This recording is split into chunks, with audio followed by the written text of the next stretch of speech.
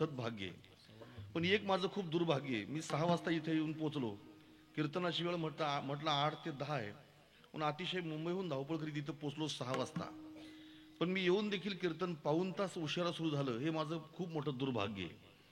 आता तुम्हाला सांगतो, तुम्ही दिलेल्या वेळेप्रमाणे कीर्तन संपवायचं का मी तुमच्याकडून काहीतरी वेळ मागून घ्यायचा, आता तुम्ही ठरवायचं बरं. आता हे आता बऱ्याचशा मोबाईल कंपनीने एक नवीन स्कीम काढलेली आहे. टॉक टाइम लोन देतात ते.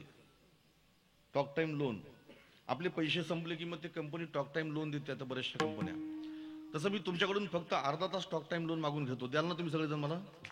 वा, दिलं महाराज, दिलं ना, क्या बात आहे.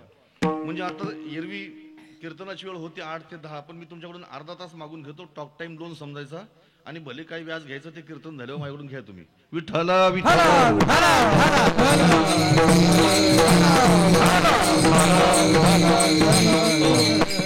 वा, इथं आल्यानंतर अतिशय आनंद झाला. तुमच्या सगळ्यांचे प्रफुल्लित चेहरे पाहिले, माझ्या आळंदीकर मंडळी सर्वजण पाहिली आणि कार्यकर्त्यांचा उत्साह पाहिला. बरं वाटलं. म्हणजे 15 दिवसाचा खरा म्हणजे आमचा थकवा होता. या ठिकाणी स्वामीजींची भागवत कथा सुरू आहे की नाही. स्वामीजी आणि आम्ही सोबतच 7 दिवस पंढरपूरला होतो. तिथून अमरावतीची कालच रामकथा संपली. अमरावतीहून पुन्हा मुंबई आणि मुंबईहून पुन्हा इकडे बीडला येता थकवा आला होता. पण तुमचे सगळ्यांचे प्रफुल्लित चेहरे पाहिले आणि बरं वाटलं आता. त्यामुळे आता जास्त काही तुमचा अधिक वेळ घेत नाही. खऱ्या अर्थाने या ठिकाणी चाललेली ही साधना, या साधनेच्या बद्दल मी पुन्हा तुम्हाला धन्यवाद देईन. मानवी जीवनामध्ये परिवर्तन करणारी एकमेव साधना जर काय असेल सध्याच्या काळामध्ये, तर कीर्तन ही मानवी जीवनामध्ये परिवर्तन करणारी एकमेव सध्याची साधना आहे. इतर माध्यमातून परिवर्तन होतच असतील, पण कीर्तन ही अतिशय मोलाची एक परिवर्तन करणारी साधना आहे. फक्त सांगणारा माणूस भानावरती असावा आणि श्रवण करणारी माणसं ताळावरती असावी. या दोन गोष्टी जर एकत्र आल्या तर परिवर्तन व्हायला वेळ लागत नाही. एक गोष्ट तुम्हाला सांगतो, पहा, आम्ही मुंबईला राहतो. मुंबईच्या शिवाजी पार्कवरती जर एखाद्या पुढाऱ्याची जर सभा असेल, तर कीर्तनामध्ये आता सध्या जर पाहिलं आता समोर जितकी माणसं बसली त्यांच्यापेक्षा कितीतरी पटीने माणसं त्या शिवाजी पार्कच्या मैदानामध्ये बसलेले असतात. तिथं एखादा जर समजा वक्ता जर भाषण ठोकीत असेल तर त्याच्या बोलण्यावरती हजारो लाखो माणसं टाळ्या वाजवतात आणि कीर्तनामध्ये बसलेली मोजकी माणसं सुद्धा टाळ्या वाजवतात. लक्षात ठेवा, मुंबईच्या शिवाजी पार्कच्या सभेमध्ये एखाद्या पुढाऱ्याने भाषण केलं तर तिथं लाखो माणसं टाळ्या वाजवतात आणि बीडच्या सप्त्यामध्ये बसलेले जे हजारो माणसं आहेत हे देखील टाळ्या वाजवतात. पण तिथं मुंबईच्या त्या शिवाजी पार्कवरती वाजलेल्या ज्या टाळ्या आहेत ना, त्या विश्वासाच्या टाळ्या नाही बरं. ते म्हणतात तुझ्यापूर्वी असे बरेच जण होऊन गेले तेव्हा देखील आम्ही टाळ्या वाजवल्या, केवळ तुला बरं वाटो म्हणून आम्ही टाळ्या वाजवतो. पण कीर्तनामध्ये वाजलेल्या टाळ्या या कीर्तनकाराला बरं वाटण्यासाठी टाळ्या नाही वाजत, तर इथं ज्या टाळ्या वाजल्या जातात या विश्वासाच्या टाळ्या आहेत. आणि म्हणून टाळ्या वाजवणाऱ्या श्रोत्यांचा विश्वासघात होईल अशा प्रकारचं वक्तव्य कीर्तनामध्ये यत्किंचित होता कामा नाही, म्हणजे परिवर्तन व्हायला वेळ लागत नाही. जेणेकरून खाली बसलेले जे श्रोते आहेत या श्रोत्यांच्या भावनेचा, श्रद्धेचा आणि विश्वासाचा कुठं घात होणार नाही याची परिपूर्ण खबरदारी वक्त्यांनी घ्यायची. विठ्ठला विठ्ठला.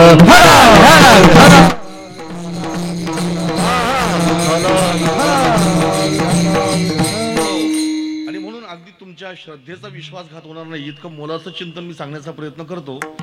हो, सेवेकरिता निवडलेला अभंग महावैष्णव श्रीमंत श्री नामदेव महाराजांचा आहे. महाराष्ट्रात अशी संतांची खाण आहे. आम्ही लहान असताना शाळेमध्ये आम्हाला एक शिक्षकाने प्रश्न विचारला होता, या देशाची खासियत काय? आणि मी सहज उत्तर दिलं. 8वीला असताना मी तेव्हा कीर्तन करीत होतो. मला तेव्हा प्रश्न विचारला की या देशाची खासियत काय? मी पटकन उठून सांगितलं, सर, या देशाची खासियत जर काय असेल तर या देशामध्ये महाराष्ट्र नावाचं राज्य आहे, या देशाची खासियत आहे. याच्यापेक्षा आणखी काय खासियत? असं पवित्र राज्य या महाराष्ट्रामध्ये, या देशामध्ये आहे की त्याच्यामध्ये संतांची खाण आहे. पण या महाराष्ट्रातल्या लोकांना संतांचं खऱ्या अर्थाने वैभव, संतांची कीर्ती, संतांची महती 700 वर्षानंतर देखील कळत नाही. हे सगळ्यात मोठं महाराष्ट्राचं दुर्दैव आहे. आणि म्हणून या महाराष्ट्रातील संत परंपरेमध्ये महावैष्णव श्रीमंत ज्ञानोबाराय, संत शिरोमणी नामदेव महाराज, एकनाथ महाराज, संत शिरोमणी तुकाराम महाराज आणि संजीवन निष्ठेचा पुतळा निळोबाराय ही संत पंचायतन प्रसिद्ध आहे. आणि त्यापैकी हे आज सेवेकरिता ज्यांचा अभंग निवडलेला आहे ते नामदेव महाराज. नामदेव महाराज म्हणजे इतर संतांपेक्षा वेगळे संत होते. काही म्हणतील नामदेव महाराज इतर संतांपेक्षा वेगळे संत कसे, ते आम्हाला तुम्ही सांगा. नामदेव महाराज हे इतर संतांपेक्षा वेगळे कसे ते आता ऐका बरं. पा, बाकीचे संत होऊन गेले दादा, पण बाकीचे संत होऊन गेले, त्यांनी संतत्व उपभोगलं, त्यांनी जीवनामध्ये खूप मोठी कीर्ती कमवली. पण त्या संतत्वाची किंमत, संतत्वाची महती लोकांना नाही कळलं हे खूप लांबचं आहे. पण संतांचं संतत्व त्यांच्या कुटुंबाला देखील नाही कळलं हे बाकीच्या संतांच्या बाबतीमध्ये तुम्हाला पाहायला मिळेल. बाकीचे संत होऊन गेले पण त्यांच्या संतत्वाची किंमत जगाला नाही कळलं ही खूप लांबची गोष्ट आहे. पण त्यांच्या संतत्वाची महती त्यांच्या कुटुंबाला नाही कळली हे सगळ्यात मोठं दुर्दैव आहे. पहा आता थोडं ध्यान देऊन ऐका, महत्वाचा विषय. एका बाईचा नवरा संत होता पण कधी कधी त्या बाईला त्याची किंमत कळत नव्हती. एकाची बायको संत होऊन गेली पण त्या बायकोची किंमत त्याला कळत नव्हती. एकाचा भाऊ संत होऊन गेला पण भावाला भावाची किंमत कळत नव्हती. एकाचा मुलगा संत झाला पण बापाला मुलाची किंमत कळत नव्हती. एकाचा बाप संत झाला पण मुलगा म्हणतो आमच्या बापाला काही कळत नाही. पहा, एका बाईचा नवरा संत होता पण ती म्हणायची आमच्या नवऱ्याला काही कळत नाही. उठितो ते कुठितो टाळ, नकरवी धंदा आयता तोंडी पडे लोंदा. विश्वसंत जगद्गुरु तुकाराम महाराज. एकाची बायको संत होती पण तो म्हणायचा आमची बायको कामातून गेली म्हणायचा, सखूबाई. एकाचा भाऊ संत होता पण त्याचा भाऊ म्हणायचा आमचा भाऊ वैराला जाऊन मिळाला, रावणाचा भाऊ बिभीषण. एकाचा मुलगा संत होता पण बाप म्हणायचा आमचं कार्ट वाया गेलं, भक्त प्रल्हाद. आणि एकाचा बाप संत होता पण त्याचा मुलगा म्हणायचा आमच्या वडिलांना काही कळत नाही. कोण हो? शांतीब्रह्म एकनाथ महाराजांचा मुलगा हरिपंडित. बाकीचे सगळे संत होऊन गेले पण त्यांच्या संतत्वाची किंमत जगाला कळत नव्हती ही खूप लांबची गोष्ट आहे. पण त्यांच्या कुटुंबाला देखील कधी कधी कळत नव्हती हे त्यांच्या बाबतीत दुर्दैव आहे. म्हणून कधी कधी आम्ही कीर्तनातून सांगतो, कीर्तन सांगणाऱ्या बुवाची किंमत त्याच्या बायकोला जरी कळली तरी त्यांनी खूप काही कमवलं असं समजायचं. पहा, कधी कधी जर आम्ही कीर्तनातून लोकांना सांगितलं तुम्ही टाळ्या वाजवा तर 1,00,000 माणसं वरती हात करून टाळ्या वाजवतात. पण घरी गेल्यानंतर बायको म्हणते तुम्हाला काही कळत नाही. किती मोठी गंमत आहे. आणि म्हणून कीर्तन सांगणाऱ्या बुवाची किंमत किमान त्याच्या कुटुंबाला जरी कळली तरी त्याने खूप काही कमवलं एवढं समजायचं. पण नामदेव महाराज हे इतर संतांपेक्षा वेगळे संत आहेत. का बरं? तर नामदेव महाराज असं एकमेव असं कुटुंब आहे की त्यांच्या घरामध्ये 14च्या 14 माणसं सगळी भक्ती करणारी. तुम्ही नामदेव महाराजांचा जर गाथा पाहिला तर त्यांच्या गाथेमध्ये त्यांच्या संपूर्ण परिवाराचे अभंग तुम्हाला पाहायला मिळतील. जनाबाईचा अभंग आहे नामदेवाचे घरी, नामदेवाचे घरी, नामदेवाचे घरी,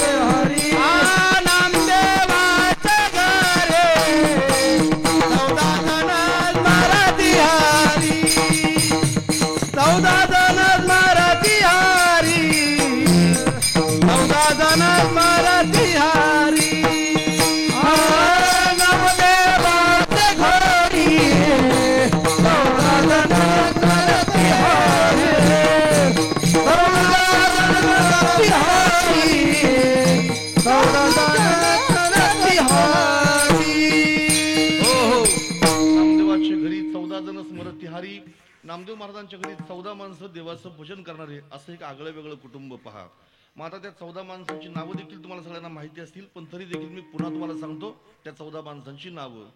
गोनाई राजाई दोघी सासू सुना, दामाना माझान बाप लेक, नारा विठा मादा गोंद चौघे पुत्र, जन्मले पवित्र त्याचे वंशी, लाडाई गोडाई विसाई साखराई, चौघी सुना पाही नाम याच्या, लिंबाई ती लेकी, आऊबाई बहिणी, वेडी पिशी जणी नाम याची. 14 माणसं नामदेव महाराजांच्या घरातली आणि 15वी दासी जणी असा नामदेव महाराजांचा एक आगळा वेगळा परिवार. त्या नामदेव महाराजांचा हा अभंग मी सेवेकरता निवडलेला आहे, अगदी अवचित.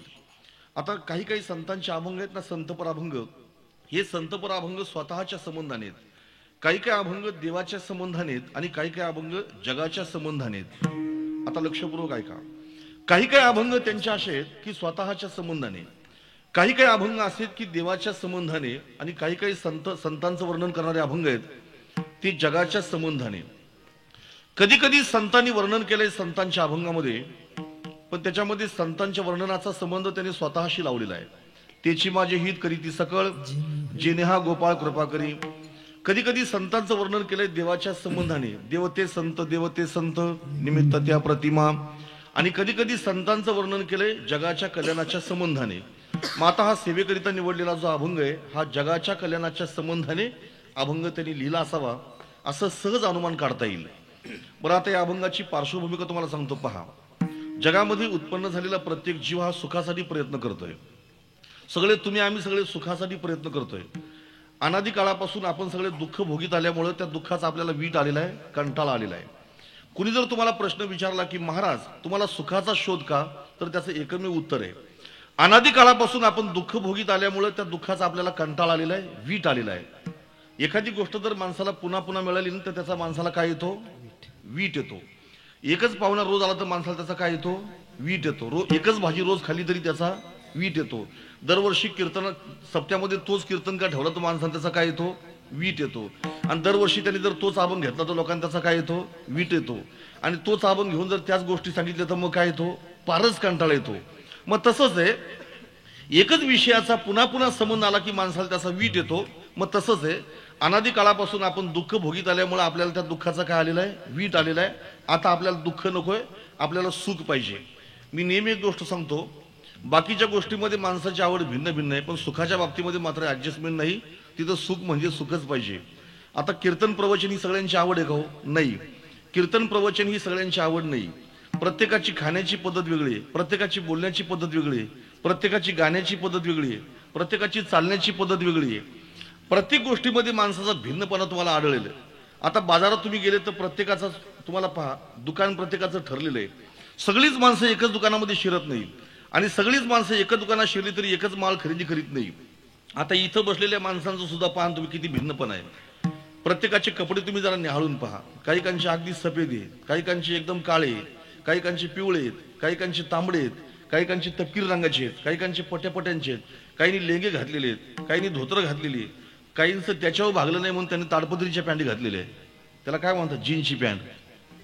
म्हणजे प्रत्येकाची कपडे वापरण्याची पद्धत वेगवेगळी आहे. देवांच्या बाबतीमध्ये सुद्धा भिन्नपणा आहे, पण सुखाच्या बाबतीमध्ये मात्र भिन्नपणा नाही, वेगळेपणा नाही. सगळ्यांची आवड सारखीच आहे. सुख सर्वाय रुच्यते, प्रत्येकाला सुखच पाहिजे, सुखाशिवाय दुसरं काही नको. सुख म्हणजे सुख पाहिजे. आणि म्हणून अनादी काळापासून आपण पुन्हा पुन्हा जन्म, पुन्हा पुन्हा मरण, हे जे दुःख भोगीत आलो की नाही, हे दुःख आपल्याला टळावं असं वाटत नाही. पण जगामध्ये एकमेव असा वर्ग आहे मुमुक्षू, त्याला मात्र हे दुःख कळालं आणि तो मात्र सावध झालेला आहे. विश्वसंत नामदेव महाराजांनी कदाचित असा विचार केला असावा, अनादी काळापासून यांच्या मागे जे दुःख लागलेले जन्म मरणाचं, हे जन्म मरणाचं दुःख हे लोक कशामुळे भोगतात याचं कारण यांच्या लक्षात आणून द्यावं. आणि म्हणून अनादी काळापासून तुम्ही आम्ही जे जन्म मरणाचं दुःख भोगतो की नाही, या दुःखाचं एकमेव कारण जर काय असेल दादा, तर याचं एकमेव कारण अज्ञान आहे. अज्ञानामुळे आपण हे दुःख भोगतो. आता अज्ञान म्हणजे नेमकं काय, तर ज्ञानेश्वर महाराज म्हणतात अज्ञान त्यालाच म्हणायचं, आपण आपणा पेया विसरू जे जे धनंजया तेची रुपया अज्ञानाशी. अनादी काळापासून आपल्या मागे जे जन्म मरण लागले की नाही, पुन्हा पुन्हा जन्माला येणं, पुन्हा पुन्हा मरणं, हा जो संसार अनादी काळापासून आपल्या मागे लागलेला आहे, ज्ञानेश्वर महाराज म्हणतात याचं एकमेव कारण जर काय असेल तर अज्ञान आहे. अज्ञान म्हणजे नेमकं कशाचं अज्ञान हो, तर मी कोण हे कळत नाही, त्याला म्हणायचं खऱ्या अर्थाने अज्ञान. तुकाराम महाराज एका अभंगामध्ये स्पष्ट सांगतात, आपल्या मूळ स्वरूपाचा आपल्याला पडलेला विसर, आपल्या मूळ स्वरूपाचा आपल्याला पडलेला विसर, याच एकमेव कारणातून माणूस जन्म मरण भोगतो. विसरले तया दूर झाली हानी, पचतील खाणी 84च्या. आणि म्हणून तुम्हाला अगदी मधल्या मार्गाने, शॉर्टकट मार्गाने या अभंगामध्ये प्रवेश करवतो. पहा, फक्त लक्ष देऊन ऐका. अनादी काळापासून आपल्या मागे जो जन्ममरण नावाचा संसार लागलेला आहे, याचं एकमेव कारण अज्ञान आहे. मग आता ज्याला वाटतं माझं जन्ममरण टळावं, त्याचं काय गेलं पाहिजे, अज्ञान. बरं, आता अज्ञान जावं असं वाटतं, तर अज्ञान घालवण्यासाठी काय केलं पाहिजे, तर अज्ञान घालवणार एकमेव शस्त्र जर काय असेल तर ज्ञानेश्वर महाराज म्हणतात, अज्ञान घालवणार एकमेव शस्त्र फक्त ज्ञान आहे. वाचोनी ज्ञानविन एके उपाय करशी जितके अधिकची गुंफीसी रुखी. तुम्ही अज्ञान घालवण्यासाठी जर अधिक मार्गाचा काही अवलंब कराल, वेगळ्या मार्गाचा, तर तुम्ही आणखीनच गुंतून पडाल. म्हणजे अज्ञान घालविण्यासाठी एकमेव शस्त्र जर काय असेल तर ते म्हणजे ज्ञान. ज्ञान म्हणजे ज्ञान. आता तुम्हाला सांगतो एक दृष्टांत ज्ञानोबाराय देतात. पहा, ज्ञानोबाराय म्हणतात 15व्या अध्यायामध्ये, एखादा माणूस झोपलेला आहे आणि झोपलेल्या माणसाला स्वप्न पडलं. माणूस जागृतीमध्ये जे चिंतन करतो ना तेच त्याच्या स्वप्नामध्ये त्याला कधी कधी पाहायला मिळतं. एक माणूस असा झोपलेला आहे गाढ झोपेत आणि त्याला स्वप्न पडलं. स्वप्नात त्याने हातामध्ये कुऱ्हाड घेतली आणि तो माणूस गेला जंगलामध्ये. जंगलामध्ये जाऊन तो एका झाडावरती चढला. त्याने झाडावरती असा फटका मारला एका फांदीवरती, ती कुऱ्हाड निसटली आणि त्या कुऱ्हाडीचा फटका त्याच्या मांडीवरती लागला. हे सगळं चाललंय कुठं? स्वप्नात. कुऱ्हाड निसटली, लागली मांडीवरती आणि मांडीतून त्याच्या भळाभळा रक्त व्हायला लागलं. आता तो घाबरलेला आहे आणि मोठ्याने किंचाळला, कुणीतरी धावा रे, आता मी मेलो, मांडीवरती कुऱ्हाड लागली. बाजूला एक जण झोपला होता, तो पटकन जागा झाला आणि डोळे चोळीत चोळीत म्हणायला लागला, कुऱ्हाड लागली म्हणतोय म्हणजे आता किती मोठा घाव असेल याचा. आता याचा घाव तरी बरा कसा करायचा, कुठल्या दवाखान्यात न्यायचा, टाकी किती बसतील, किती खर्च येईल, याचं टेन्शन तो घ्यायला लागला. तेवढ्यामध्ये पेपर वाचित बसलेला एक जण खुर्चीत होता, तो जागाच होता. तो म्हटला, कसला विचार करतो रे? तो म्हटला, हा म्हणतोय पायाला कुऱ्हाड लागली म्हणजे आता किती खर्च येईल. तो म्हटला, बावळट आहे तू, याच्या पायाला जर जखम झालेली ना तर तू टेन्शन घेऊ नको. किती टाके बसतील याचं टेन्शन घेऊ नको, कुठल्या दवाखान्यात ऍडमिट करायचं त्याचं टेन्शन घेऊ नको, किती खर्च येईल त्याचं बी टेन्शन घेऊ नको, आणि पायाचं रक्त कसं थांबल याचं तर बिलकुल टेन्शन घेऊ नको. याच्या पायाची जखम बरी करायची झाली ना तर त्यासाठी एकमेव पर्याय फक्त याला झोपेतून जागा कर, हा आपोआपच बरा होईल. ज्ञानेश्वर महाराज म्हणतात, स्वप्नीची या घाया ओखद चेवोची धनंजया, ते बी अज्ञान खाणावया ज्ञानाची खडग. ज्ञानेश्वर महाराज म्हणतात, पायाला पडलेली जखम बरी करायची झाली ना तर त्याला जाग करणं हा एकमेव पर्याय. तसा अनादी काळापासून आपल्या मागे जे अज्ञान आहे ना ते अज्ञान घालवण्यासाठी एकमेव फक्त पर्याय, तुम्ही फक्त ज्ञान संपादन करा. ज्ञान म्हणजे ज्ञान. तुकाराम महाराज म्हणतात, तुम्ही जर ज्ञानाशिवाय जर आणखी मार्गाचा अवलंब कराल तर तुम्ही आणखीनच गुंतून पडाल. सुटायाचा काही करीत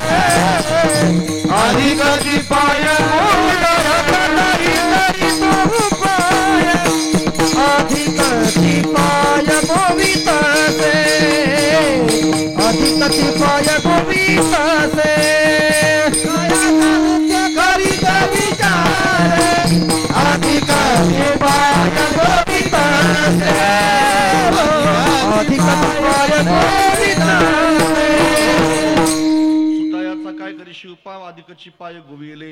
आणि म्हणून तुम्ही जर ज्ञानाशिवाय तुम्ही स्वतःच्याच बळाने जर तुमचं अज्ञान घालवायचा प्रयत्न कराल तर सगळ्या संतांचं मत आहे तुम्ही आणखीनच गुंतून पडाल.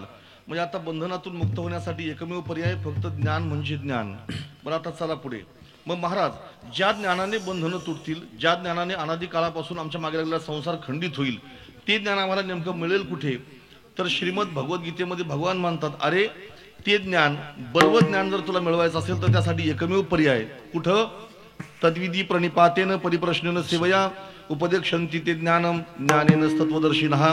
ते ज्ञान मिळण्याची एकमेव जागा फक्त संतांची संगती. ते ज्ञान पैगा बरवे जरी मनी आथे आणावे तरी संता या भजावे सर्वस्वेशी. जगामध्ये तसं बरंचसं ज्ञान आहे. आता गंमत अशी आहे, अलीकडच्या काळामध्ये पोट भरण्याचं जे ज्ञान आहे ना त्या ज्ञानाला माणसं खरं ज्ञान म्हणतात. म्हणजे त्या ज्ञानाचा, खऱ्या ज्ञानाचा तो अपमान आहे. कळलं ना तुम्हाला? आता एखाद्या खोट्या माणसाला लोक जर साधू म्हणायला लागले तर तो खऱ्या साधूचा झालेला एक अवमान आहे, लक्षात ठेवायचं. अलीकडच्या काळामध्ये पोट भरण्याचं ज्ञान माणसं खरं ज्ञान म्हणतात, हा शुद्ध ज्ञानाचा झालेला अपमान आहे. मग आता ते ज्ञानगा बर्वे, ज्ञानोबाराय म्हणतात ते बर्व ज्ञान संत संगतीशिवाय मिळत नाही. रामचरित मानसामध्ये गोस्वामी तुलसीदास म्हणतात, बिनु सतसंग विवेक न होई, राम कृपा बिन सुलभ न सोयी.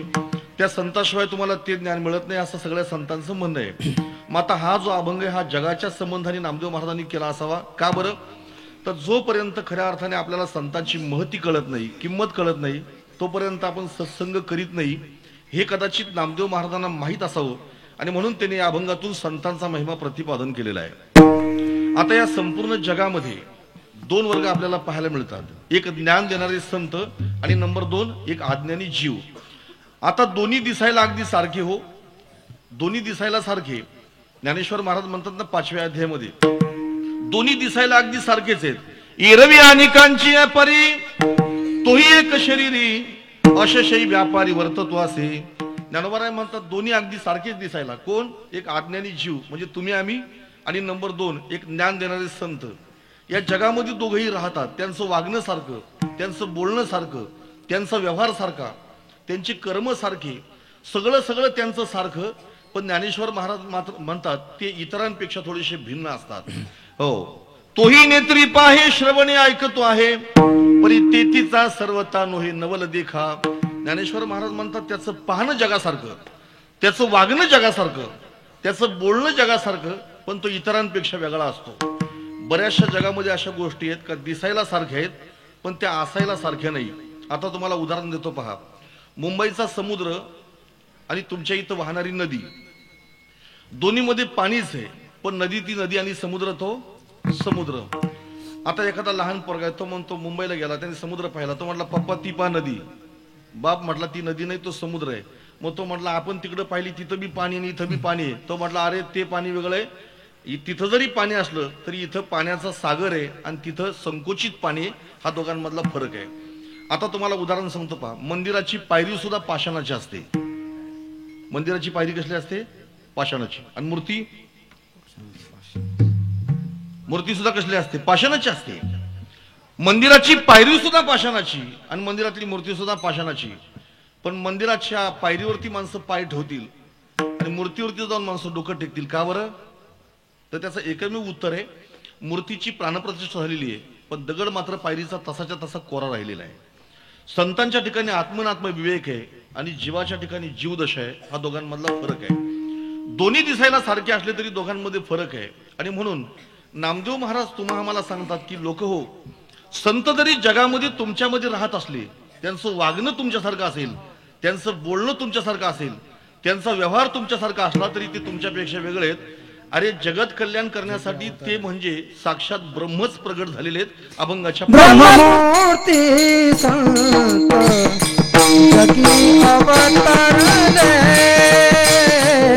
ब्रह्ममूर्ती संत जगी अवतरले,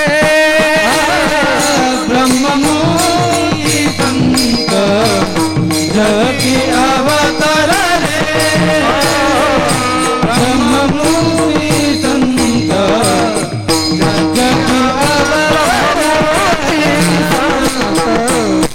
जगी अवतरले, ब्रह्ममूर्ती संत जगी अवतरले, ब्रह्ममूर्ती संत जगी अवतरले,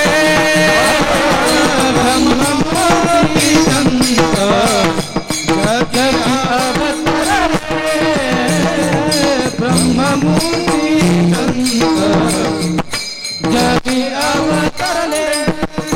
उद्धरवया आले दीन जना, उद्धरवयाले दीन जना, ब्रह्मदीकता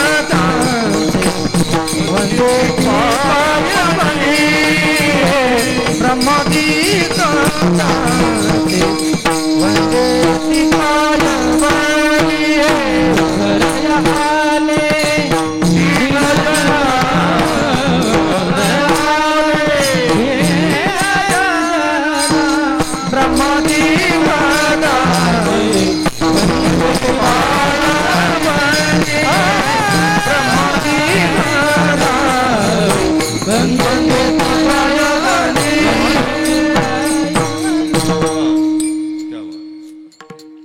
नामदेव महाराज म्हणतात ते दिसायला तुमच्यासारखे असले तरी तुमच्यापेक्षा ते भिन्न आहेत. मग नामदेव महाराज ते कोण आहे? तो मग ते म्हणले ब्रह्ममूर्ती संत जगी अवतरले.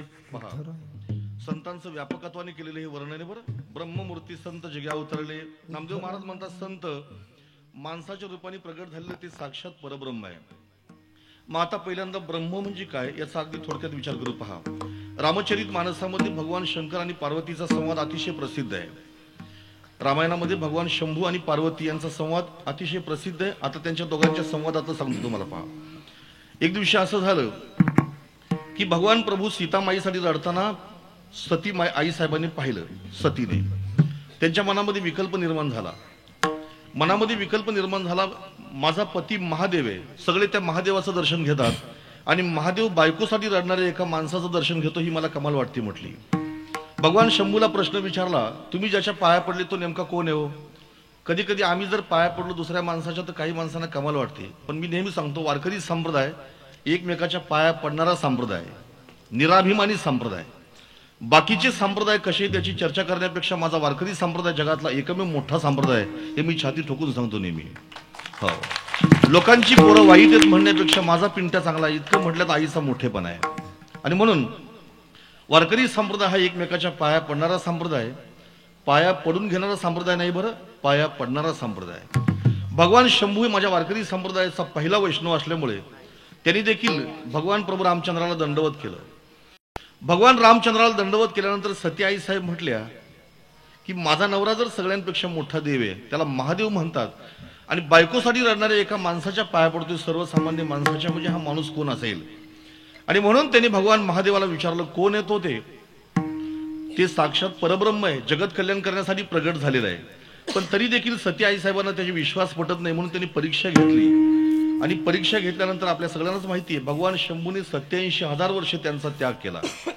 87,000 वर्ष त्याग केला आणि मग त्याच सतीने दक्षाच्या यज्ञामध्ये आपला देह संपवला आणि पुन्हा भगवान शंभूची सेवा मिळावी म्हणून पार्वतीचा जन्म घेतला हिमालयाच्या पोटी. आणि हिमालयाच्या पोटी जन्म घेतल्यानंतर मग तिथं भगवान शंभू आणि पार्वतीचा पुनश्च विवाह सोहळा झालेला आहे. आणि मग त्या एक वेळेस कैलाश पर्वतावरती योग्य वेळ पाहून आई साहेबांनी भगवान शंभूला काही प्रश्न विचारलेले आहेत. मग त्या सगळ्या प्रश्नाची उत्तर म्हणजे रामायण आहे. मग त्याच्यापैकी पहिला प्रश्न आहे, निर्गुण ब्रह्म सगुण को होई बपुधारी. निर्गुण ब्रह्म सगुण का होतं याचं उत्तर मला तुम्ही द्या. हो, मग तेव्हा भगवान शंभू निर्गुण ब्रह्म सगुण का होतं याचं उत्तर त्यांनी पुढे दिलेलं आहे. पण पहिल्यांदा ब्रह्म म्हणजे काय याचं उत्तर भगवान शंभू पार्वती आई साहेबांना देतात. पहा, पार्वती या संपूर्ण जगामध्ये व्यापून राहिले त्याला ब्रह्म म्हणायचं. त्याला पाय नाही पण चालतं, डोळे नाही पण पाहतं, त्याला कान नाही पण ते श्रवण करतं. डोळे त्याला पाहू शकत नाही पण ज्याच्या सत्तेशिवाय डोळे पाहत नाही त्याला म्हणायचं ब्रह्म. बिनु पद चलई सुनई बिनु काना, कर बिन कर्म करय विधिनाना, आनन रहित सकल रस भोगी, बिन बाणी बघता बड जोगी. त्याला तोंड नाही पण मात्र तो नैवेद्य खाल्ल्याशिवाय राहत नाही. त्याला कान नाही पण तो भजन श्रवण केल्याशिवाय राहत नाही. त्याला डोळे नाही पण तो जगाकडे पाहिल्याशिवाय राहत नाही. त्याला पाय नाही पण मात्र जगाच्या पावलाने तो चालल्याशिवाय राहत नाही. आणि म्हणून संपूर्ण या विश्वामध्ये व्यापले त्याला म्हणायचं ब्रह्म. ज्ञानेश्वर महाराज हरिपाठात त्याचं वर्णन करतात. अव्यक्त निराकार नाही जाकार, जेथो निचराचर हरी भजे. निळोबाराय त्याचं वर्णन करताना काय म्हणतात पहा, नवता निळोबाराय म्हणतात, नवता काळा गोरा खुजाना ठेंगना, नाही स्वरूप सुंदर ना देखना, जीव शिव कैसी तयाशी भावना. कबीर महाराज त्याचं वर्णन करताना म्हणतात, रंग नाही रूप नाही नई वर्ण छाया, निराकार निर्गुण तुची रघुराया. जो निर्गुण आहे, गुणातीत आहे, अव्यक्त आहे, त्याला रंग नाही, वर्ण नाही, भेद नाही, छाया नाही, तो जाणण्याच्याही पलीकडे. आणि असं ब्रह्म निर्गुण सत्तेमध्ये आणि तुम्ही आम्ही सगळे व्यावहारिक सत्तेमध्ये. मग निर्गुण सत्तेमध्ये असणारं ब्रह्म जगत कल्याण करण्यासाठी संतांच्या रूपाने व्यावहारिक सत्तेमध्ये प्रगट झालं असं नामदेव महाराजांना म्हणायचंय. म्हणजे डोळे त्याला कधी पाहू शकत नाही पण असं असणारं निर्गुण ब्रह्म संतांच्या रूपाने तुमच्या समोर प्रत्यक्ष प्रगट झालं संतांच्या रूपाने. आता काही लोक म्हणतील पण महाराज तुमचा हा विषय आमच्या डोक्यावरून चाललेला आहे, माझा विषय तुमच्या डोक्यावरून जाणार नाही याची मी परिपूर्ण खबरदारी घेतो. आता तुम्हाला समजावून सांगतो म्हणजे काही लोकांना कळेल.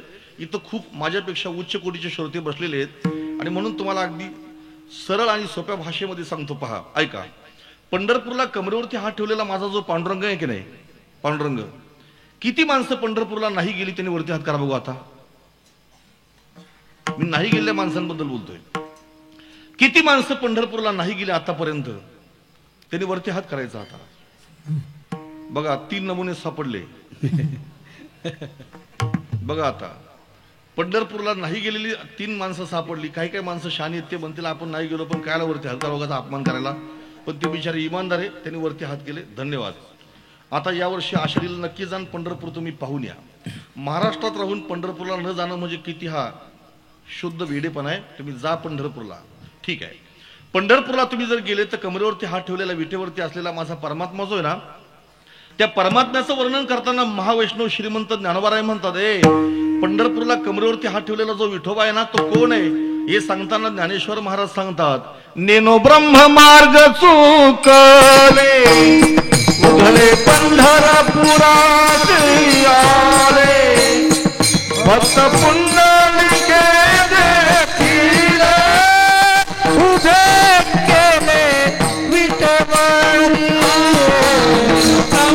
मार्ग सुधारे उघडे पंढरपुरात आले, पुंडलिके देखील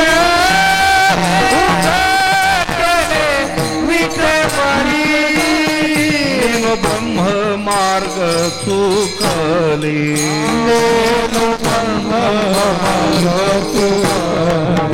उघडे पंढरपुरात आले, उघडे पंढरपुरात आले. ब्रह्म मार्ग चुकले, उघडे पंढरपुरात आले, भक्त पुंडलिके देखील उभे केले विठेवरी. नेनो ब्रह्म मार्ग चुकले उघडे पंढरपुरात आले, भक्त पुंडलिके देखिले उभे केले विटेवरी. ज्ञानोबाराय म्हणतात, पंढरपूरचा विठोबा म्हणजे साक्षात ब्रह्म आहे. ब्रह्म पुंडलिकासाठी ते सगुण साकार झाले, विटेवरती मूर्ती रूपाने प्रगट झाले. बरं, आता अलीकडच्या काळामध्ये माणसं शहाणी झाली, विज्ञानवादी माणसं काही काही इतकी शहाणी झाली की त्यांच्या मेंदूवरती बुरशी चढली हे त्यांना कळलं नाही. कळलं ना तुम्हाला?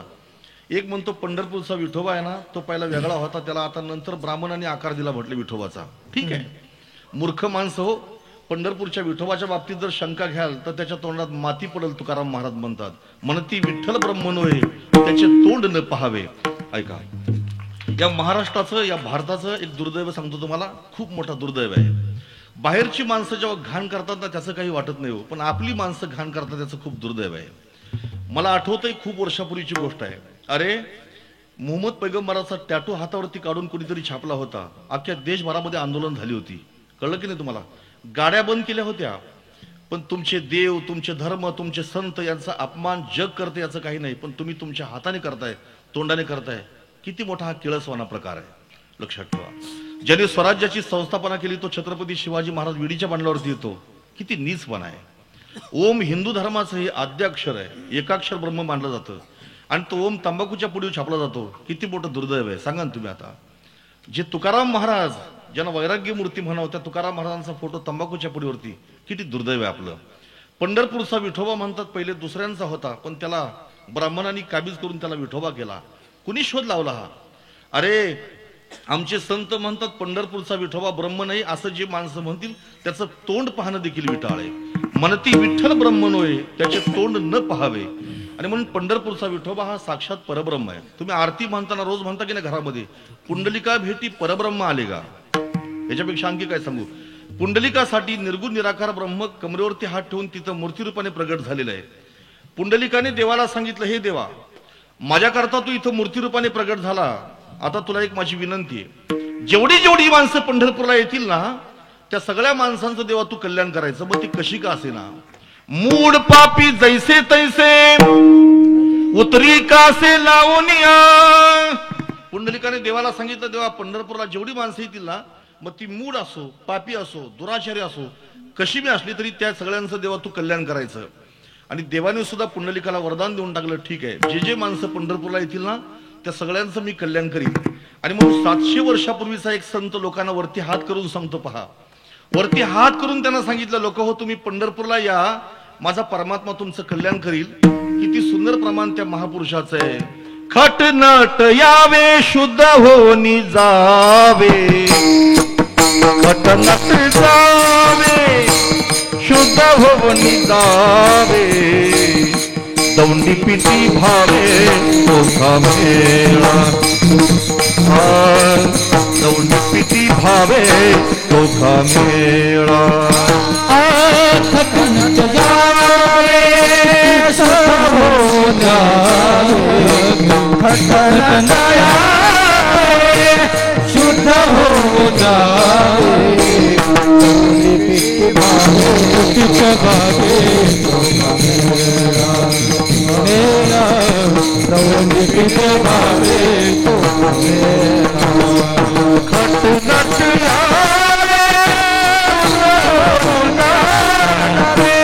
खट नट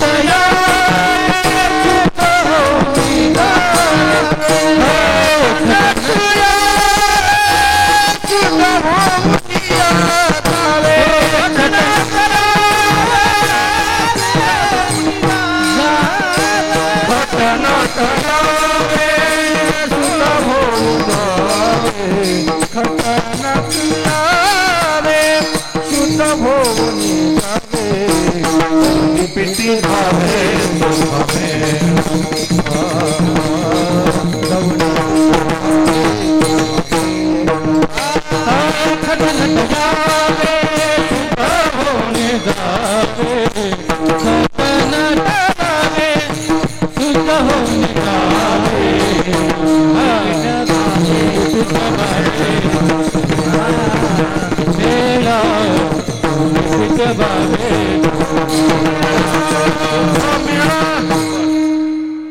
एकदा हाच अभंग कीर्तनासाठी घेतला मी. टाळी वाजवावी, गुढी उभारावी.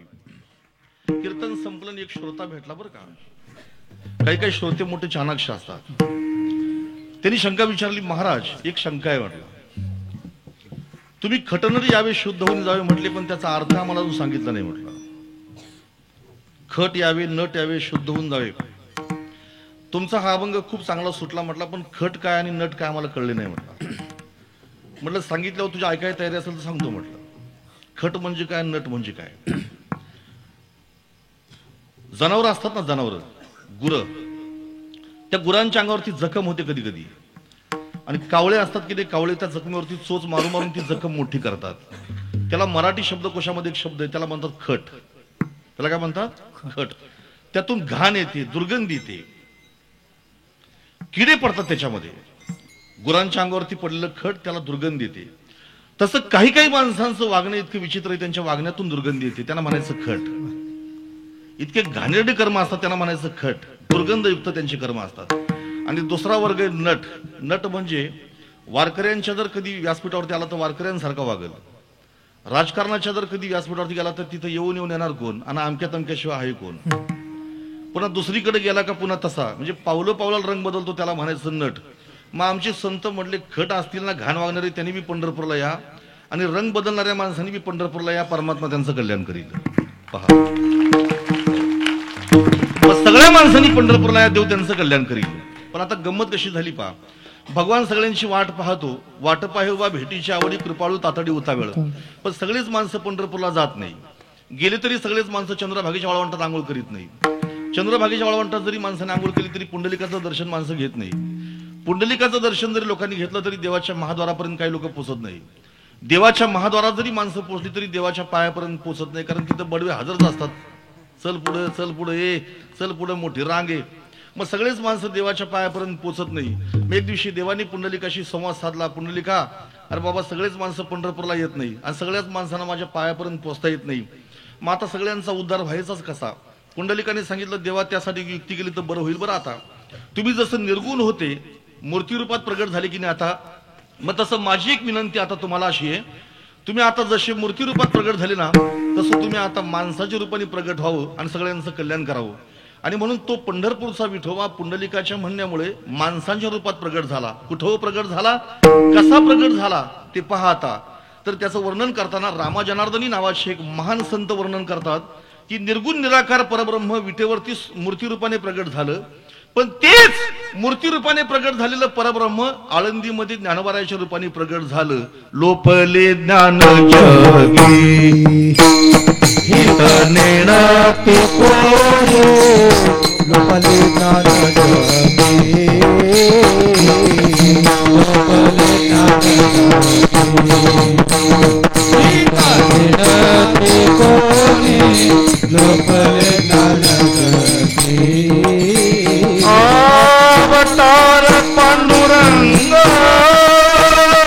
नाव ठेविले ज्ञानी, अवतार पांडुरंग नाव ठेविले ज्ञानी, अवतार पांडुरंग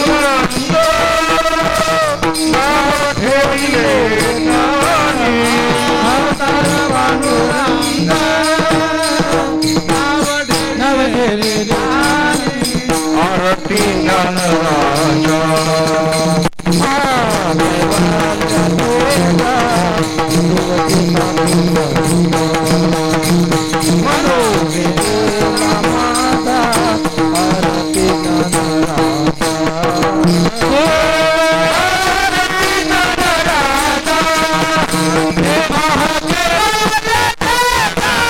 जगती सतोखंड मनोवेला आरती ज्ञानराजा. आता अभंगाची संगती तुमच्या लक्षात येईल पहा.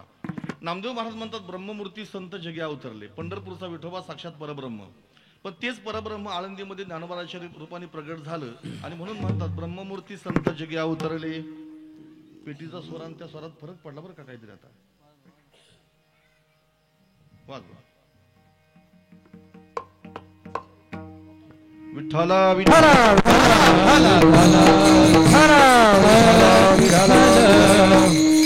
ज्ञानोबारायांचे श्रीगुरु निवृत्ती महाराज. निवृत्तीरायांचं वर्णन करताना ज्ञानेश्वर महाराज म्हणतात आमचे श्रीगुरु दिसायला जरी माणसासारखे असले तरी ते माणूस नाही बरं.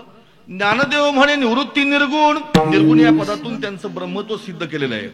विश्वसंत जगद्गुरु तुकाराम महाराज दिसायला जरी माणसासारखे असले तर रामेश्वर भट्टांचं प्रमाणे तुकेता तुळणेशी ब्रह्म तुकाशी आले किंवा तुका स्वामी हा पूर्ण ब्रह्म प्रकाशी जळी रक्षिले निर्जीव कागदासी.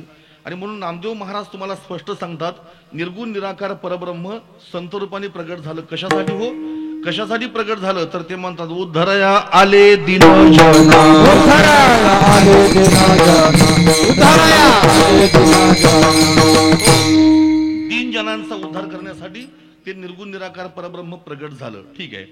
मग हे परब्रह्म जेव्हा मृत्यू लोकात प्रगट झालं की नाही संत रूपाने मग त्यांची सेवा घडावी मग ब्रह्मदेवाला सुद्धा अपेक्षा उत्पन्न व्हावी आणि ब्रह्मदेव सुद्धा त्यांची सेवा करण्यासाठी त्यांच्या पाठोपाठ मृत्यू लोकात प्रगट व्हावा आणि त्यांच्या सेवेची अपेक्षा करावी. अभंगाचं दुसरं ब्रह्मादिक जांची वंदित पायवनी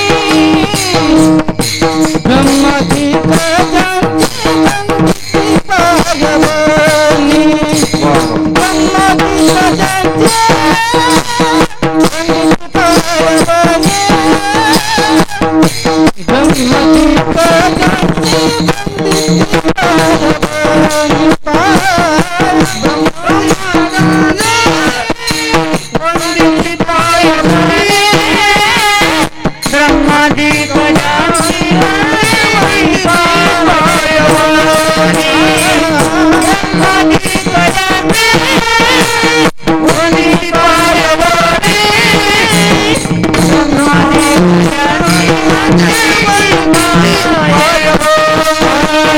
जांची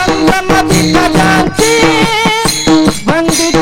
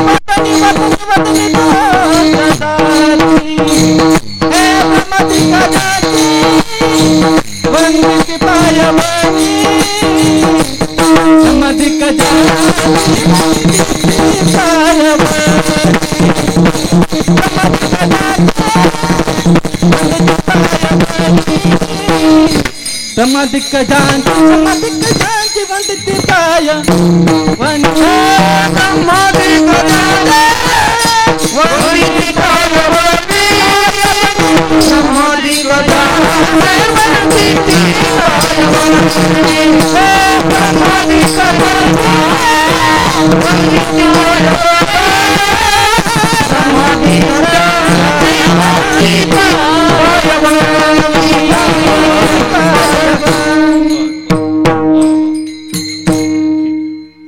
ब्रह्मादिग्जांची वंदिती पायवणी. हो. महाभारतातलं होतं ना सैन्य, महाभारतातलं सैन्य तुम्ही पाहिलं असेल. एका बाजूला पांडव सेना, दुसऱ्या बाजूला कौरव सेना, दोन्ही बाजूचे सेनापती म्हणायचे आक्रमण. आक्रमण म्हटलं की तुटून पडायचे. तसं हे सगळे महाभारतातले सैन्य असतील बरं का, पहिले जुन्या काळातले सगळे हे पक्वाचे ने गाणारे कसे तुटून पडता पहा. महाराज म्हणतात ब्रह्मादिग्जांची वंदिती पायवणी. हे संत जेव्हा मृत्यूलोकात प्रगट होतात ना, तेव्हा त्यांची सेवा घडावी म्हणून ब्रह्मदेवादिक सुद्धा प्रयत्न करतात त्यांची सेवा मिळण्यासाठी. बरं इथे शंका अशी आहे, महाराज ब्रह्मदेव सुद्धा त्यांच्या सेवेची अपेक्षा करतो म्हणजे असं संताचं काय विशेष आहे? तर आता ब्रह्मदेव जरी देवाच्या नाभी कमळातून जन्म झाला असला, जयाचे नाभी कमळी जन्म चतुरानना. चतुरानन म्हणजे ब्रह्मदेव, चतुर परमात्म्याच्या नाभी कमळातून त्याचा जन्म झाला. त्याला चार तोंड आहेत म्हणून त्याला म्हणतात चतुरानन. आणि असा ब्रह्मदेव देवाच्या नाभी कमळातून जर जन्माला आला असला तरी तो सुद्धा संतांच्या सेवेची अपेक्षा करतो. याचं कारण काय हो? तर ब्रह्मदेव म्हटला खरं सांगतो तुम्हाला, हे संत माझ्यापेक्षा खूप खूप वरिष्ठ आहेत. कसं काय? माझा बापच श्रीमद भगवद्गीतेमध्ये सांगतो. म्हणजे ब्रह्मदेवाचा पिता म्हणजे कोण? तुम्ही कॅमेऱ्याकडे बघू नका, माझ्याकडे बघा. आता घरचे लोक म्हणतील आमचा माणूस कॅमेऱ्याकडे बघतोय. त्या दिवशी असाच कॅमेरा लावला होता एका कार्यक्रमात. तो माणूस असा टाटा करीत होता आणि कानाला मोबाईल लावला त्याने असा, म्हणजे घरी सांगत होता तुम्ही मला बघा, मी तुम्हाला वरती हात करून सांगतोय म्हणून. तुम्ही कीर्तनात लक्ष ठेवा, म्हणजे घरच्या लोकांना असं वाटेल का बाबा ह्यो शांत चित्ताने कीर्तन ऐकतोय म्हणून. हो, नंतर घरी गेल्यावर ते तुमची हाडाड करतील नाही तर पुन्हा तुझं लक्ष कीर्तनात नव्हतं म्हणून. कीर्तनात लक्ष ठेवा. ब्रह्मदेव म्हणतो मी जरी देवाच्या नाभी कमळातून जन्माला आलो असलो तरी सुद्धा मात्र हे संत माझ्यापेक्षा किती वरिष्ठ आहेत. श्रीमद भगवद्गीतेमध्ये भगवानच म्हणतात का ब्रह्मदेवाचा जन्म जरी माझ्या नाभी कमळातून झाला असला, तो माझा जरी पुत्र असला, मी त्याचा जरी पिता असलो तरी सुद्धा अब्रह्म भुवना लोका पुनरावृत्तीनो अर्जुना मामू पेते तू कोणते ये पुनर्जन्म न विद्यते. एरवी ब्रह्मपणाची निभिडसे न चुकती पुनरावृत्तीचे ओळसे निवटलियांचे जैसे पोट न दुखे. ब्रह्मदेव म्हटला देव जरी माझा पिता असला तरी या संसार सागरातून मला पलीकडे जाता आलं नाही. मी त्या संसार सागरामध्ये तसाच अडकून पडलो. करिता विचार तो हा दृढ संसार ब्रह्मादिका पार नुलंगवया सामर्थ्य. या संसार सागरातून ब्रह्मदेवाला सुद्धा पलीकडे जाता आलं नाही. पण संत स्वतःही तरले आणि जगताचा उद्धार करण्यासाठी पुन्हा अवतरले. ज्ञानदेव म्हणे तरलो तरलो. आणि पुन्हा इथं बघा उद्धार आले दीनजना.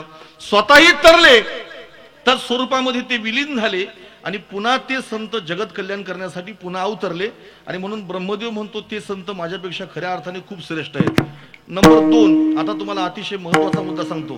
ब्रह्मदेव म्हटला मी जरी देवाच्या नाभी कमळातून जन्माला आलो तरी मला विकारावरती विजय नाही मिळवता आला, पण या संतांनी विकारावरती विशेषत्वाने विजय मिळवला. आता तुम्हाला सर्वांना सांगायचं झालं तर ब्रह्मदेव कामापोटी हो आपल्या कन्येच्याच माग धावला. हे सर्वांनाच उदाहरण माहितीये. मज कामाची निधाई ब्रह्मा कन्येशी धरू जाय पराशरे केले काय दिवा दुर्गंधा भोगिली. पण आमचे विश्वसंत तुकाराम महाराज आलेल्या बाईला म्हणतात जाई ओ तू माते करी साया साया तू माते न करी साया तू माते न करी साया तू माते न करी साया मेरे सुदास तैसे मेरे सुदास तैसे मेरे सुदास तैसे. अरे संत मालिकेमध्ये सजन कसाई नावाचा एक संत होऊन गेला. आपल्या संत परंपरेमध्ये सजन कसाई नावाचा एक भक्त होऊन गेला. मोठा प्रसिद्ध भक्त होता. एका पारड्यामध्ये शालिग्राम आणि दुसऱ्या पारड्यामध्ये मांस विकणारा. एका भक्ताने सांगितलं हे काय करतोस? म्हटलं हे तुला शोभत नाही, असे कर्म करणं उचित नाही. तो म्हटला त्यात देखील माझा भाव आहे.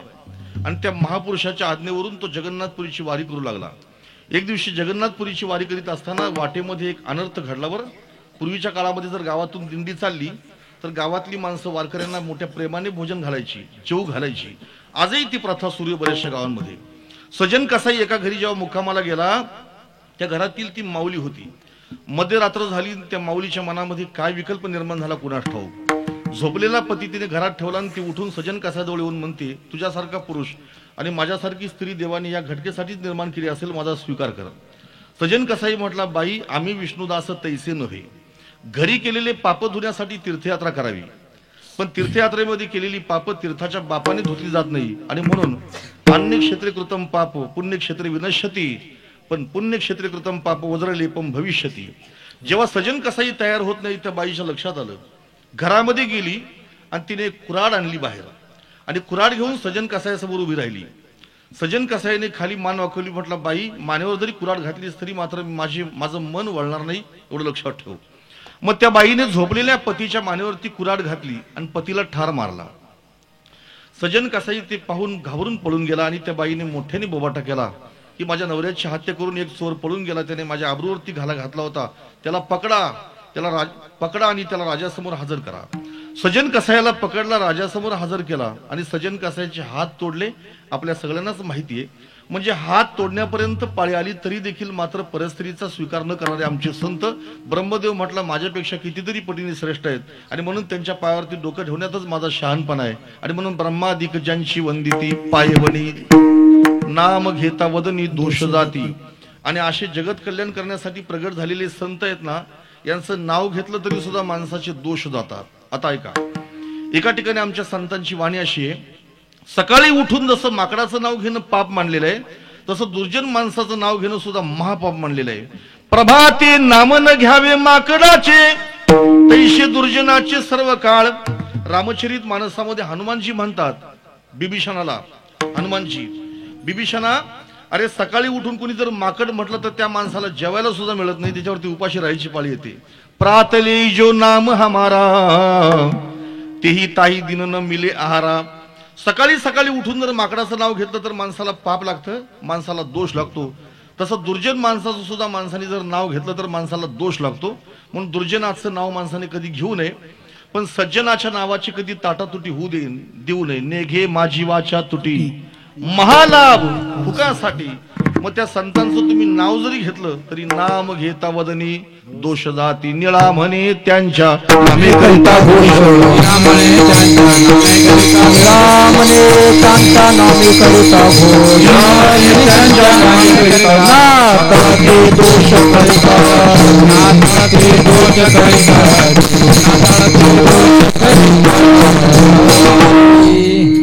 नातळ ती दोष कळी काळाची. आता इथे एक शंका उपस्थित होते, ती शंका सोडवतो नाही तर ती शंका तुम्हाला खूप सतवील. वारकरी संप्रदायाचं कीर्तन त्यालाच म्हणतात, शंका उत्पन्न करायच्या आणि शंका सोडवायच्या त्याला म्हणतात वारकरी संप्रदायातलं कीर्तन. नाही ती एखादी कथा घ्यायची आणि कीर्तन होईपर्यंत ती कथा संपवायची, त्याला म्हणायचं हरिदासी कीर्तन. वारकरी संप्रदायातल्या कीर्तनाची पद्धत थोडीशी वेगळी असते पहा. मग आता मी तुम्हाला सांगून गेलो, सकाळी उठून माकडाचं नाव घेणं जसं पाप आहे, तसं दुर्जनाचं नाव घेणं देखील पापच आहे. मग काही लोक म्हणतील का हो महाराज, तुमचे संत म्हणतात जे जे भेटे भूत ते मानिजे भगवंत, हा भक्ती योग निश्चित जाण माझा, जनीवनी अवघा देव वासनेचा पुसावा ठाव, असे तुमचे सगळे संत म्हणतात. मग दुर्जनामध्ये का देव भरलेला नाही का? मग दुर्जनात देव नाही का? आम्ही कुठं म्हणतो दुर्जनात देव नाही, पण दुर्जनात जरी देव असला तरी त्याला फक्त लांबून नमस्कार करायचा, त्याचं नाव घ्यायचं नाही, त्याच्या जवळ जायचा प्रयत्न करायचा नाही. यासाठी संतांनी काही उदाहरणं दिली, ऐका बरं का. संतांची उदाहरणं मोठी प्रसिद्ध आहेत आणि मोठी मजेदार उदाहरणं आहेत. मी कधी कधी कीर्तनात गमतीने सांगतो, ओढून ताणून चिमणी पोपटाच्या गोष्टी सांगण्यापेक्षा, ओढून ताणून कीर्तनामध्ये चिमणी पोपटाच्या गोष्टी सांगण्यापेक्षा ज्ञानोबारायांची ज्ञानेश्वरी आणि तुकाराम महाराजांचा गाथा, नाथ महाराजांचं भागवत चाळा, हजारो दृष्टांत तुम्हाला त्यात सापडतील की जे दृष्टांत लोकांना अतिशय कल्याणकारी असतील. म्हणून आता इथं तुकाराम महाराज एक उदाहरण देतात. रात्रीचं कीर्तन एका माणसाने ऐकलं आणि त्या कीर्तनामध्ये असा विषय होता, सर्वत्र देव पाहावा, विठ्ठल जळीस्थळी भरला, रीता ठाव नाही उरला, अजिम्या दृष्टीने पाहिला विठ्ठलची विठ्ठलची. मग त्या माणसाने असा विचार केला, एका माणसाने कीर्तन ऐकून, जर विठ्ठल सर्वत्र भरलेला आहे तर उद्यापासून आपण आपल्यामध्ये बदल करायचा आणि सर्वांमध्ये आपण विठ्ठल पाहायचा. म्हणून तो माणूस शेतावरती गेला. शेतावरती त्याने नांगर धरलेला आहे. त्याच्या नांगराच्या फाळाखाली, जुन्या काळातली गोष्ट सांगतोय, आता नांगर बिंगर तुम्हाला बघायला मिळणार नाही. आता परत जिथं शेत तिथं ट्रॅक्टर, कळलं ना तुम्हाला. काही दिवसांनी पोरांना नांगर, बैलगाडी, बैल, गाई याचे फक्त चित्र तुम्हाला कुठेतरी म्युझियम मध्ये पाहायला मिळतील. सगळं नष्ट झालेलं असेल ते. नांगर धरला त्यांनी, नांगराच्या फाळाखाली त्याने पाहिलं, खाली ते एक साप असा गारठून पडला होता. साप, तो साप त्याने असा पाहिला तर गारटलेला साप होता. हाताने उचलला, नमस्कार केला, पांडुरंग पांडुरंग म्हटला. रात्रीचं कीर्तन त्याला आठवलं. मग तो साप त्यांनी काय केला, का घोंगडीमध्ये गुंडाळून ठेवला बांधावरती. का? त्याच्यामध्ये विठ्ठल भरलेला आहे आणि त्याच्यामध्ये थोडासा जीव शिल्लक आहे म्हणून आपण त्याला वाचवा म्हटला. बांधावरती त्याला ठेवला एका घोंगडीमध्ये गुंडाळून, पण त्याला काही जीव आला नाही. संध्याकाळ झाली, संध्याकाळी सूर्य अस्ताला गेल्याने नांगर सोडला, जाऊन सापाची चौकशी केली, पण साप परिपूर्ण गारडलेला होता. मग आता त्याला दुःख झालं, म्हटलं आपल्याला नांगराच्या फळाखाली विठ्ठल मरल, म्हटलं आता हे बरोबर नाही म्हटलं. मग त्याने तो साप उचलला, गारडलेला साप, त्याला गरमी यायसाठी त्याने तो साप आपल्या अंगामध्ये जो कोट होता का नाही, कोट, त्या कोटाच्या आतल्या खिशामध्ये ठेवला. कशासाठी? त्याला गरमी यायसाठी. अर्ध्या पाऊण तासांनी तो साप झाला गरम, पण शेतकरी गार पडला. अर्ध्या पाऊण तासांनी साप गरम झाला, पण शेतकरी मात्र गार पडला. त्या सापामध्ये विठ्ठल भरलेला आहे, पांडुरंग भरलेला आहे, अगदी खरंय. पण तुकाराम महाराज म्हणतात त्याला लांबून नमस्कार करा. तुम्ही जर त्याला आतल्या खिशामध्ये ठेवाल तर मात्र तो तुम्हाला गार पाडल्याशिवाय राहणार नाही. आणि म्हणून वंदावी दुरून शिवू नये. एकाला विंचू सापडला तरी देवाऱ्यात नेऊन ठेवला. सगळ्या देवांना आंघोळ घालतो तसा विंचूला आंघोळ घातली. सर्व देवांना गण लावतो तसा विंचूला गण लावायला गेला. आता तो देव तितका शहाणा आहे का? गण लावून घेणे आहेत का? त्याने उलटी नांगी मारली, भक्ताला खाली पाडला. तुकाराम महाराज म्हणतात तसंच आहे. तुम्ही दुर्जनाला फक्त लांबून नमस्कार करा, त्याच्या जवळ जायचा प्रयत्न करू नका. तुम्ही किती जरी त्याचा स्वभाव बदलायचा प्रयत्न केला तरी तो स्वभाव बदलणार नाही. आणि त्याचं नाव तर तुम्ही मुळीच घेऊ नका, पण सज्जनाच्या नावाची मात्र ताटातुटी होऊ देऊ नका. आणि म्हणून तुम्ही ज्ञानोबा तुकाराम म्हणा, तुमचे दोष जातील, पुण्यवंत व्हावे घेता सज्जनांची नावे. आणि म्हणून इथं नामदेव महाराज म्हणतात, नाम घेता वदनी दोष जाती. संताच्या संगतीत जाणारा एखादा दुराचारी असेल, विषयाने भरलेला जरी असेल, तरी संत त्याला आपल्यासारखाच करतात. अभंगाचं 3रं चरण. हो का दुराचारी विषय हो का दुराचारी विषय हो का दुराचारी विषय हो का दुराचारी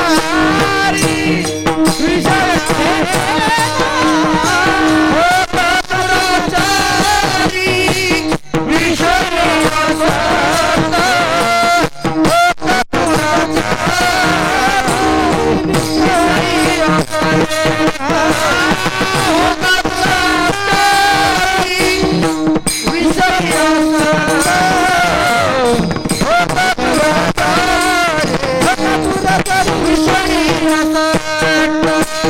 संत कृपे त्वरित उद्धरती.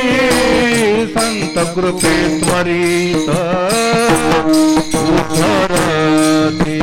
संत कृपे त्वरित उद्धरती. संत कृपे त्वरित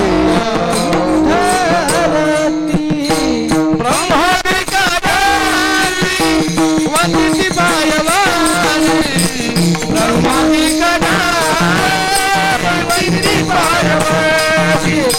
ब्रह्मानी कदा वंदिती पायवानी. ब्रह्मानी कदा वंदिती पायवानी.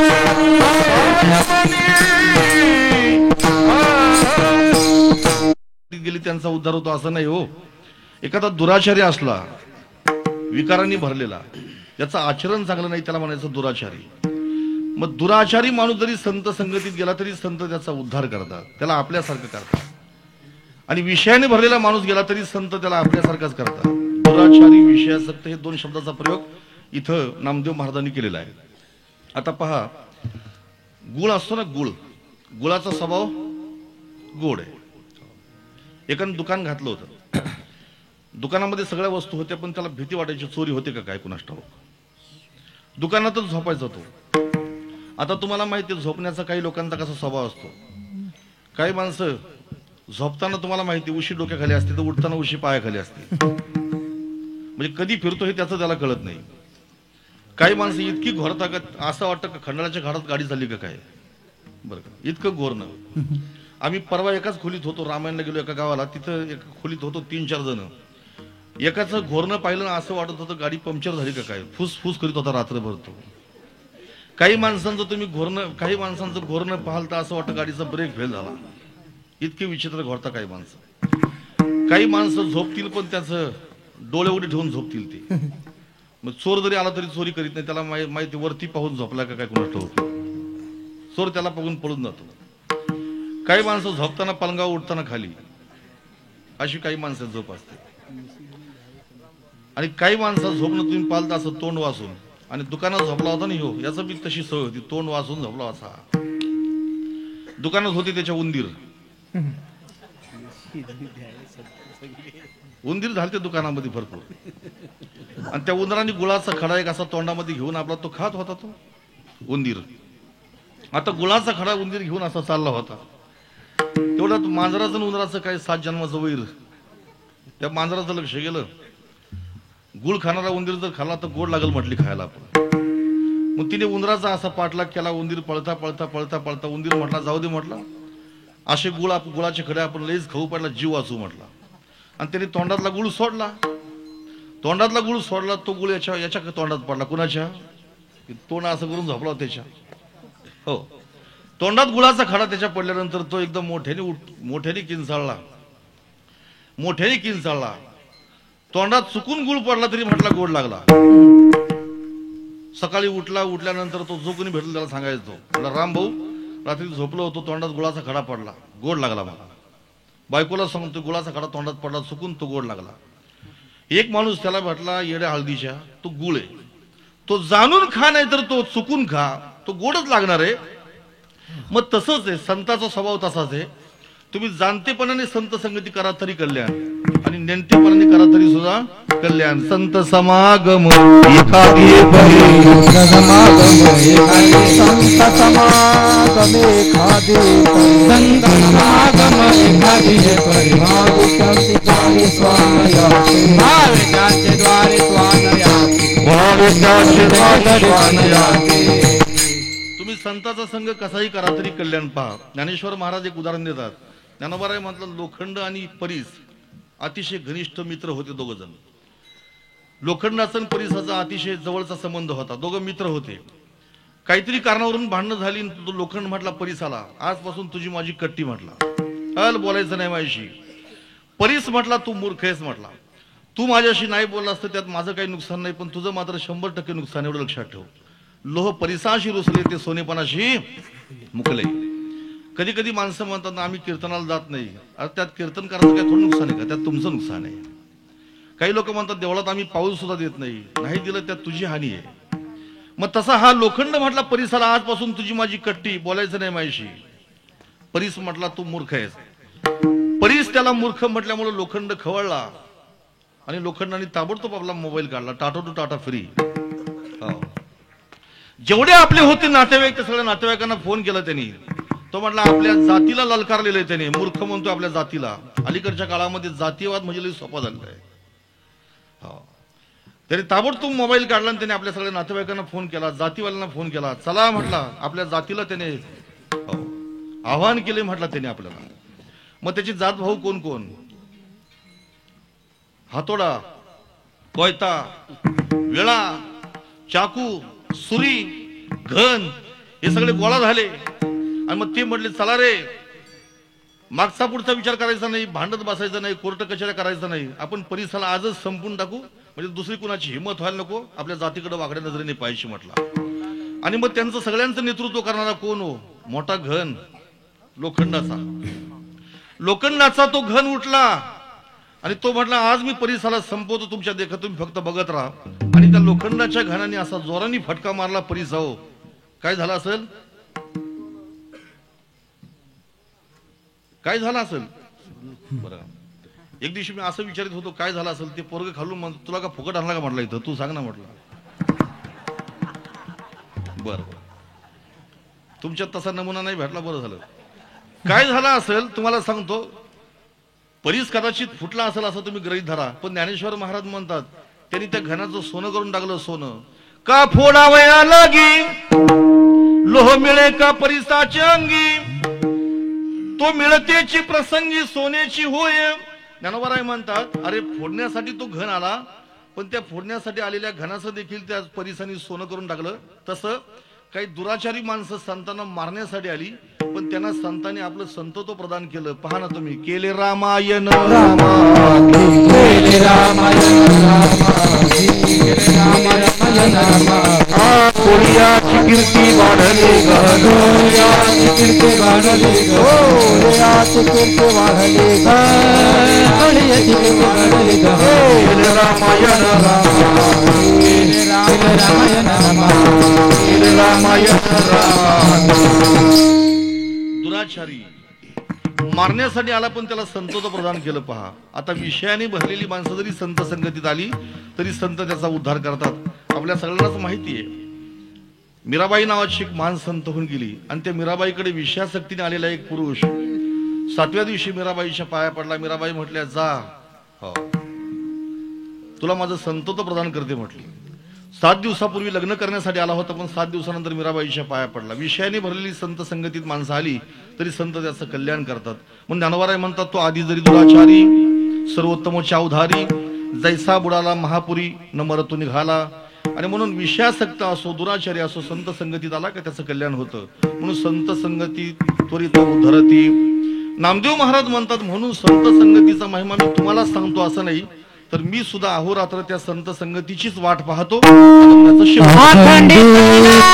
नामा वाट जाती पाहे अखंडित नामा वाट जाती पाहे अखंडित नामा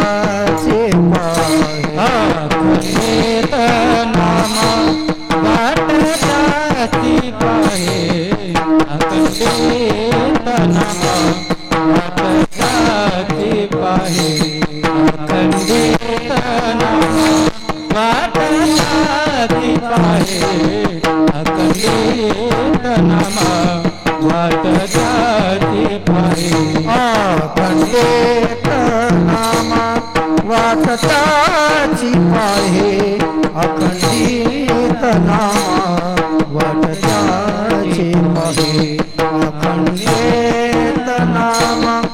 वाट जाती पाहे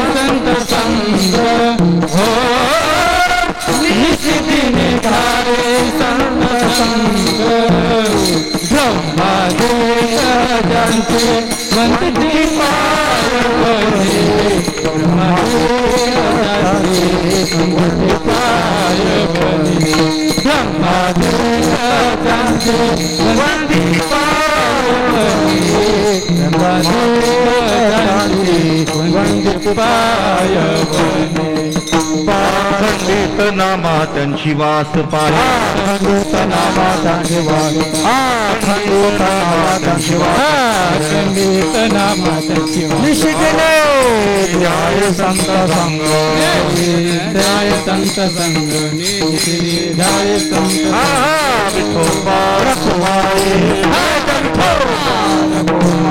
जगदंबा रखुमाई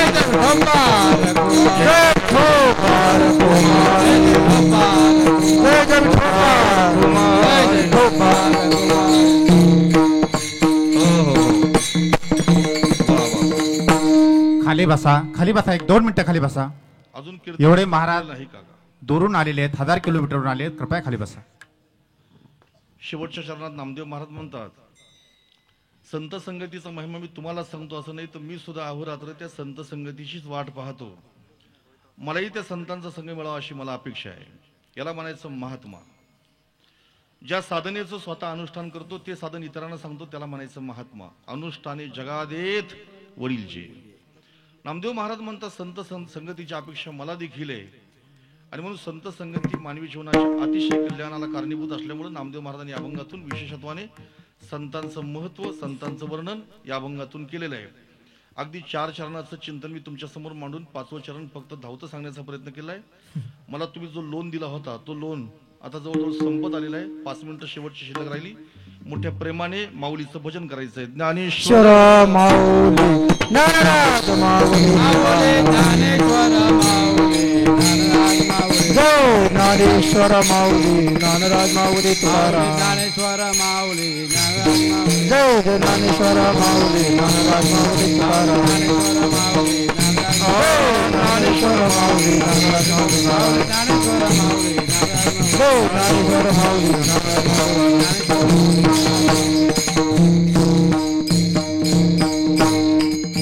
अखंडित नामा त्यांची वाट पाहे निषदिनी ध्याय संत संग ब्रह्मादिक ज्यांची वंदिती पायवणी नाम घेता वदनी दोष जाती.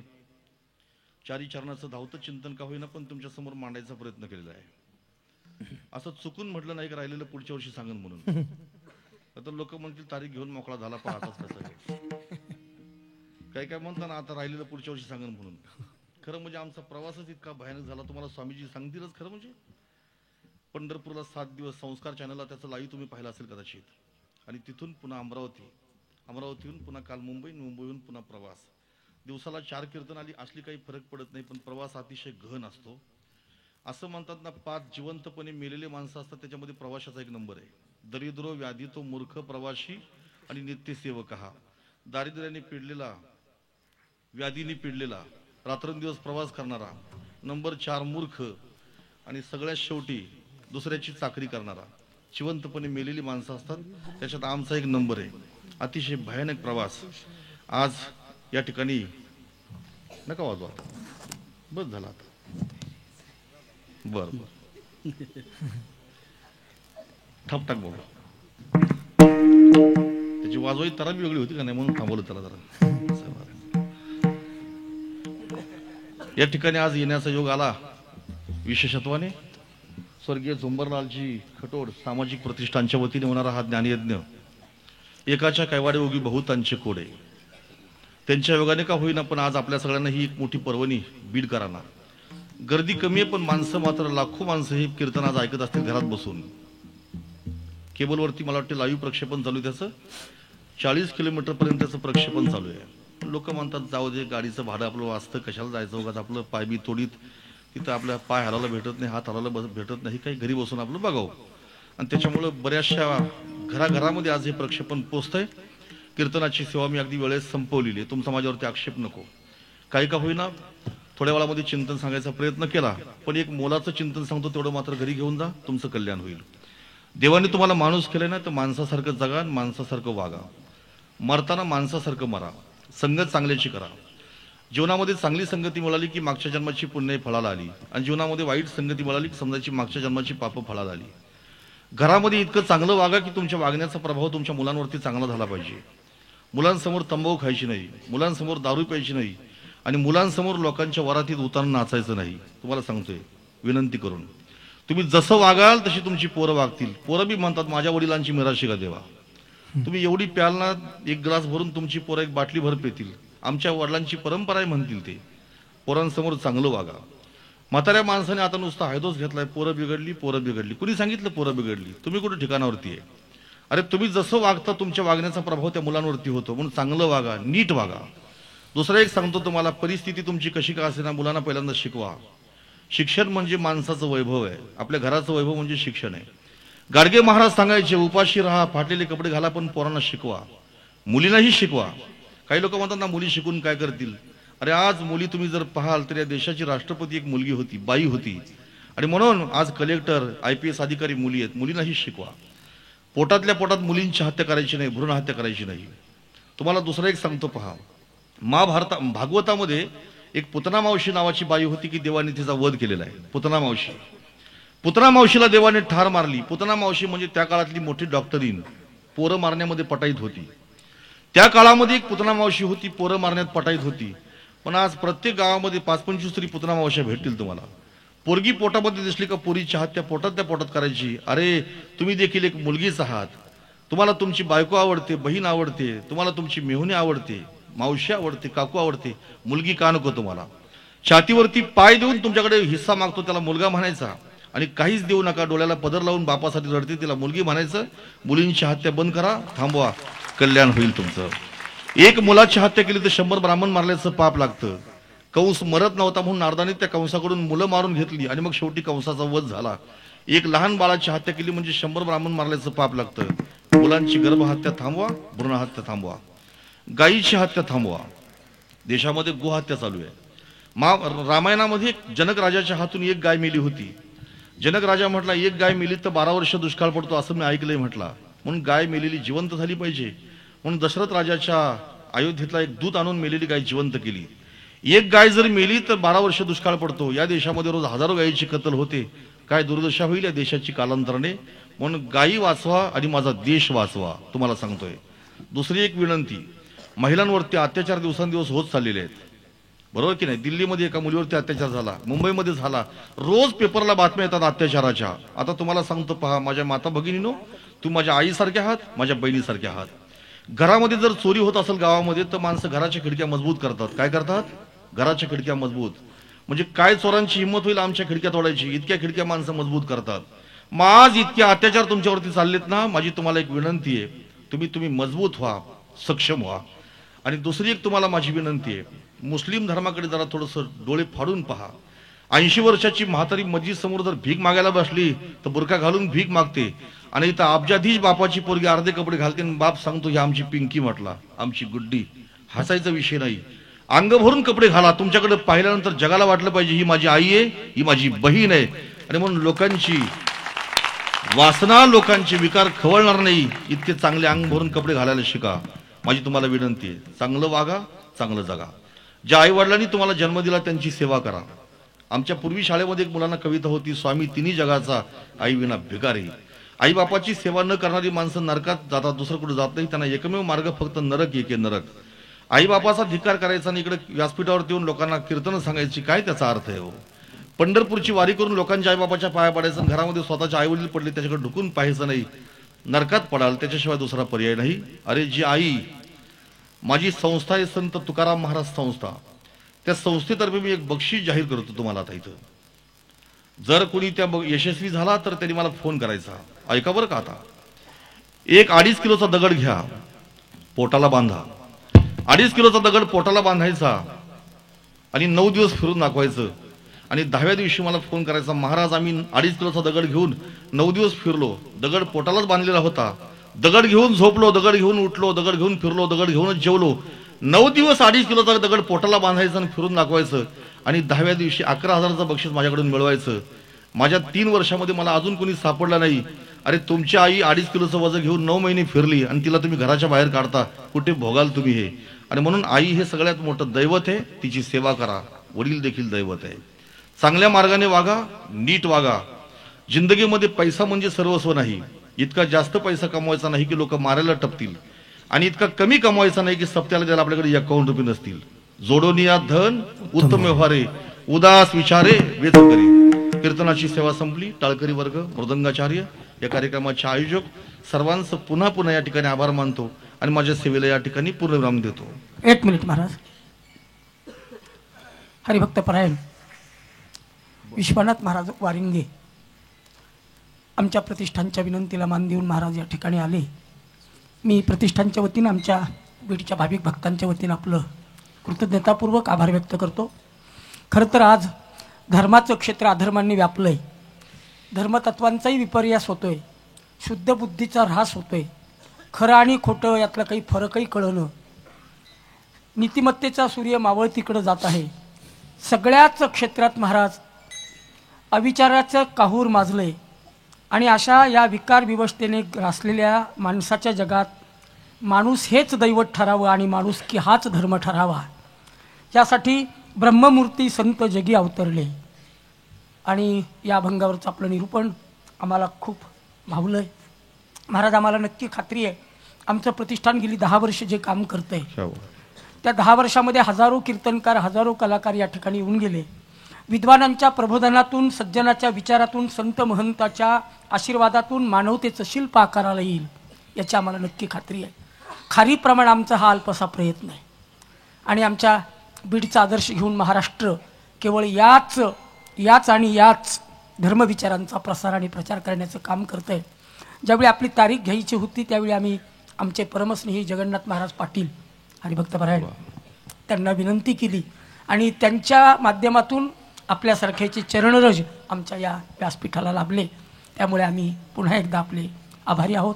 असंच पुनरागमनायचं एवढं बोलतो. धन्यवाद. विठ्ठल जय जय विठ्ठल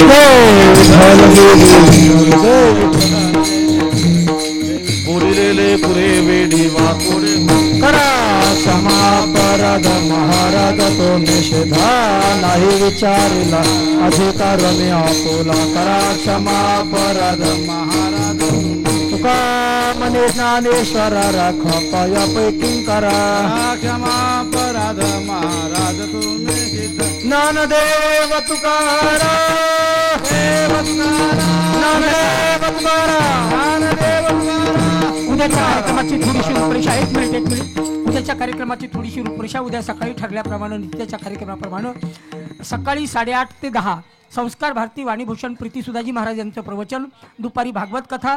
संध्याकाळी एक मुलाखत माननीय सुधीरजी गाडगीळ आणि रात्री हभप एकनाथ महाराज सदगीर यांचं कीर्तन. जोगदंड.